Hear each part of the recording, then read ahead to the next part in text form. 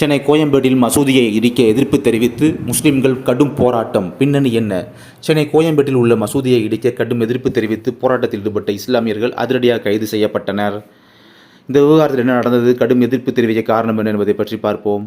கோயம்பேடு சோமத்தம் நகரில் செக்டர் 3 மஜிதா ஹிதாயா என்ற பள்ளிவாசல் அமைந்திருக்கிறது. இந்த இடம் சென்னை பெருநகர வளர்ச்சி குழுமத்தில் சொந்தமான இடமாகும்.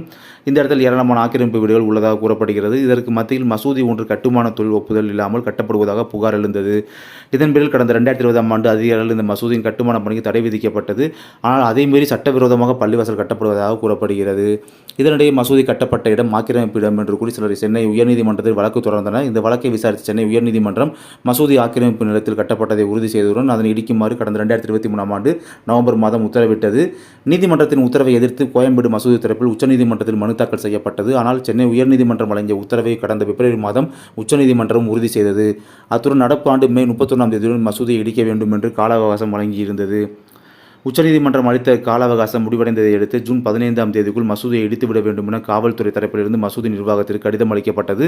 தொடர்ந்து செவ்வாய்க்கிழமை கோயம்பேடு பெருநிலையம் எதிரே நூற்றுக்கணக்கான இஸ்லாமியர்கள் கூடி மசூதி இடிப்பிற்கு எதிராக கடும் போராட்டத்தில் ஈடுபட்டனர். இதனால் அந்த பகுதியில் நேற்று பெரும் பரபரப்பும் பதட்டமும் ஏற்பட்டது. இது குறித்து கோயம்பேடு பள்ளிவாசல் நிர்வாகி ஒருவர் கூறுகையில், சென்னை கோயம்பேடு சேமாத்தம்மன் நகர் அருகே உள்ள செக்டர் 3யில் மஸ்ஜித் ஹிதாயா என்ற பள்ளிவாசல் செயல்பட்டு கொண்டு வருகிறது. முறைப்படி இந்த இடம் கிரயம் செய்யப்பட்டு 43 லட்சம் ரூபாய் கொடுத்து வாங்கி பத்திரப்பதிவு செய்துள்ளோம். அதற்கு மேல் எங்கள் சமுதாய மக்களின் பணம் கொண்டு பள்ளிவாசல் கட்டப்பட்டது. முறைப்படியே எல்லாம் செய்துள்ளோம். இதற்கான வரிகளும் நாங்கள் இதுவரை சரியாக கட்டியுள்ளோம். சமூக விரோதிகள் சிலர் இந்த மசூதியின் மீது காழ்ப்புணர்வு கொண்டு நீதிமன்றத்தில் வழக்கு தொடர்ந்தனர். கடைசியில் இந்த மசூதியை இடிக்க வேண்டும் என்று நீதிமன்றம் உத்தரவு வழங்கியுள்ளது. எந்த காரணம் கொண்டு மசூதி என்பது இடிக்கப்படக்கூடாது என்பதை வேண்டி இங்கு நாங்கள் திரண்டு ஆர்ப்பாட்டம் செய்து கொண்டிருக்கிறோம்.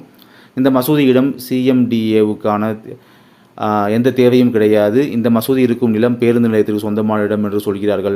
ஆனால் பள்ளிவாசலை சுற்றி 200 குடும்பங்கள் குடியிருக்கின்றன. ஆனால் மசூதியை மட்டும் ஆக்கிரமிப்பு என்று சொல்கிறார்கள். ஆனால் ஆக்கிரமிக்கப்பட்ட இடமும் கிடையாது. இதற்கு முன்பு முறைப்படி கையகப்படுத்தப்பட்ட இடமும் கிடையாது.